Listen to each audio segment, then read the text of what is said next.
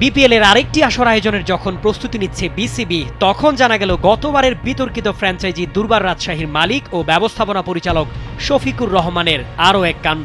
সহযোগী মালিক ইমতিয়াজ জামিল দীপন 1.5 কোটি টাকা এন্ট্রি ফি বাবদ বিসিবিকে দিলেও দল চূড়ান্ত হওয়ার পর প্লেয়ার্স ড্রাফটের আগের দিন মালিকানা থেকে সরিয়ে দেওয়া হয়। এমনকি সেই 1.5 কোটি টাকা এখনো পরিশোধ করেননি বলে দাবি করেছেন ফিল্ড স্টোরি নামের একটি ইউটিউব চ্যানেলকে দেওয়া সাক্ষাৎকারে। তুলে ধরেন সে সময়কার অপ্রিয় অভিজ্ঞতার কথা। আমাদের 3 জন প্রতিনিধি ছিল। আচ্ছা, 3 জন প্রতিনিধি ছিল যারা 3 জন স্টেক হোল্ডার ছিল এক কথায়। আচ্ছা, কিন্তু জাস্ট অকশনের আগের দিন শফিক সাহেব বিসিবিতে একটা মেইল করেন যে আমাদের মধ্যে যে ডিটটা হয়েছিল সেটা ক্যান্সেলেশন করার জন্য।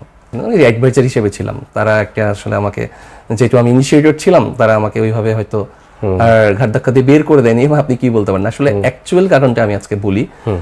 আমরা যে প্রথমে 1.5 কোটি টাকা দিই এন্ট্রি ফিটা, এটা টোটালটাই আমাদের দেওয়া। আচ্ছা, এখানে 1 টাকাও শফিক সাহেব দেয় নাই। এটা এই রিলেটেড যারা জানে, এবং ব্যাংক স্টেটমেন্ট যেটা আছে প্রত্যেকটা ডকুমেন্টস আমাদের কাছে আছে। আচ্ছা, এখন মজার ব্যাপার হচ্ছে যে শফিক সাহেব কোনো টাকা না দিয়ে তার জাস্ট গ্রুপটা শো করার জন্য টোটাল টিমের মালিক সেজে গেলেন। আমরা কিন্তু বিসিবিকে ব্যাপারটা জানিয়েছি যে যেহেতু আমরা এই পার্টের নাই, অ্যাজ এ স্টেক হোল্ডার আমরা যদি তখন কথাগুলো বলতাম তাহলে আরো বিপিএল এর দুর্নাম হতো।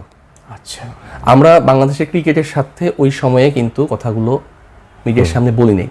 ওকে, আমি যদি এই কথাগুলো বলি যে একটা টিম নিয়ে এত নাটক হচ্ছে, তো এটা আসলে বাংলাদেশ ক্রিকেটের জন্যই আর ভালো কিছু ভালো কিছু হতো না। আমি হয়তো সবকিছু রেখে চলে যাই, কিন্তু দিন শেষে একটা পিছু টান ছিল।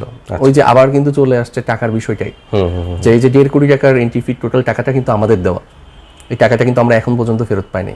আচ্ছা, আচ্ছা, আচ্ছা। এবং শফিক সাহেব যেটা বলছিল যে 3টা ম্যাচ 6টা ম্যাচ, দেখেন বিপিএল শেষ হয়ে গেল, নতুন বিপিএল আবার চলে আসলো নতুন বছরে 12তম আসর, কিন্তু এখনো কিন্তু মানে এখন পর্যন্ত তারা আমাদের ওই টাকাটা ফেরত দেয়নি। ইভেন শফিক সাহেব কিন্তু একটা মুচলেখা দিয়েছিল আচ্ছা, যে বিপিএল সংশ্লিষ্ট খেলোয়াড়দের এবং সকল স্টেক হোল্ডারদের যে পেমেন্ট এটা আমি করব।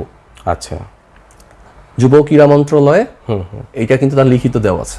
আচ্ছা, কিন্তু এখন পর্যন্ত কিন্তু সে সম্পূর্ণ বিষয়গুলা ফিল আপ করে নাই।